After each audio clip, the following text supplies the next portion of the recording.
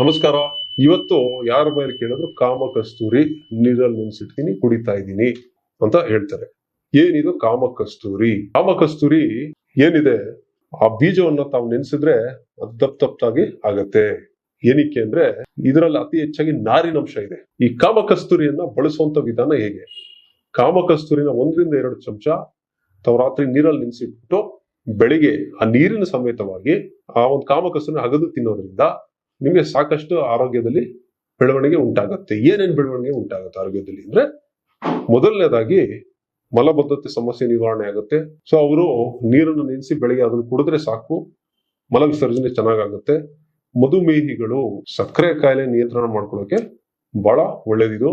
ತೂಕ ಕಡಿಮೆ ಆಗ್ಲಿಕ್ಕೆ ತುಂಬಾ ಸಹಾಯಕಾರಿ ಇದು. ಈ ಒಂದು ಏನಿದೆ ಕಾಮಕಸ್ತೂರಿ ನೀರು ನೆನೆಸಿರ್ತಿರಲ್ಲ, ಅದಕ್ಕೆ ಅರ್ಧ ನಿಂಬೆಹಣ್ಣು 1 ಚಮಚ ಜೇನುತುಪ್ಪನ ಬೆರೆಸಿ ಕುಡಿಯೋದ್ರಿಂದ ತೂಕ ಕಡಿಮೆ ಆಗುತ್ತೆ. ಇದಲ್ಲದೆ ಜಾಯಿಂಟ್ ಸಂದುಗಳ ನೋವು, ಮೂಳೆ ಸೌದಿದೆ ಅಂತ ಹೇಳ್ತಾರೆ ಡಾಕ್ಟರ್ಗಳು, ಅದಕ್ಕೆ ತುಂಬಾ ಚೆನ್ನಾಗಿ ಕೆಲಸ ಮಾಡುತ್ತೆ ಈ ಒಂದು ಕಾಮಕಸ್ತೂರಿ. ಇದಲ್ಲದೆ ತೂಕವನ್ನ ಹೇಗೆ ಇಳಿಸಬಹುದು ಅಂದ್ರೆ, ಈ ಕಾಮಕಸ್ತೂರಿ ನೀರನ್ನ ಕುಡಿದ್ರೆ ಸಾಕು, ಹೊಟ್ಟೆ ತುಂಬದಂತ ಅನುಭವ. ಹಾಗೆ ದೇಹಕ್ಕೆ ಬೇಕಾದಂತ ನಾರಿನಂಶ ಸಿಗುತ್ತೆ, ಹಾಗೆ ಪೌಷ್ಟಿಕಾಂಶನೂ ಸಿಗುತ್ತೆ. ಸೊ ಈ ಹೊಟ್ಟೆ ಬೊಜ್ಜನ್ನು ಕರಗಿಸಕ್ಕೆ ಇದು ತುಂಬಾ ಹೆಲ್ಪ್ ಆಗುತ್ತೆ. ಅದ್ರ ಜೊತೆ ಸ್ವಲ್ಪ ಅಬ್ಡಮಿನಲ್ ಎಕ್ಸರ್ಸೈಸ್ ಗಳನ್ನ ತಾವು ಮಾಡ್ಕೋಬಹುದು.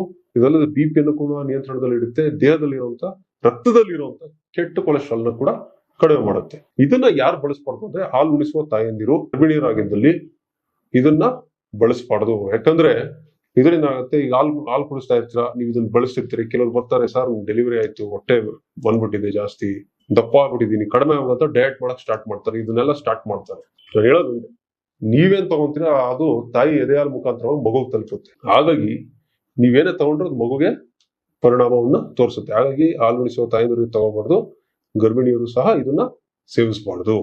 ಇದಲ್ಲದೆ ಇದನ್ನ ನಿಯಮಿತವಾಗಿ 45 ದಿನ ತಗೋಬೇಕು. ತಿರ್ಗಾ ಒಂದು ವಿಶ್ರಾಂತಿಯನ್ನು ಕೊಟ್ಟು 15 ದಿನ ಬಿಟ್ಟು ತಿರ್ಗಾ ಇದನ್ನ ಪ್ರಾರಂಭಿಸೋದ್ರಿಂದ ಇದರಿಂದ ಸಾಕಷ್ಟು ನಿಮ್ಗೆ ಲಾಭ ಆಗುತ್ತೆ. ಆಮೇಲೆ ಇದು ಕೆಲವು ಬಾರಿ ಏನ್ ಮಾಡ್ತೀರಿ ನೀವು ನೋಡ್ಬೋದು, ಐಸ್ ಕ್ರೀಮ್ಸ್ ಅಲ್ಲಿ ಇದನ್ನೆಲ್ಲ ಹಾಕ್ತಾರೆ, ಇದನ್ನ ಏನೋ ಕಾಮಕಸ್ತೂರಿ ಒಂದು ಬೀಜವನ್ನ.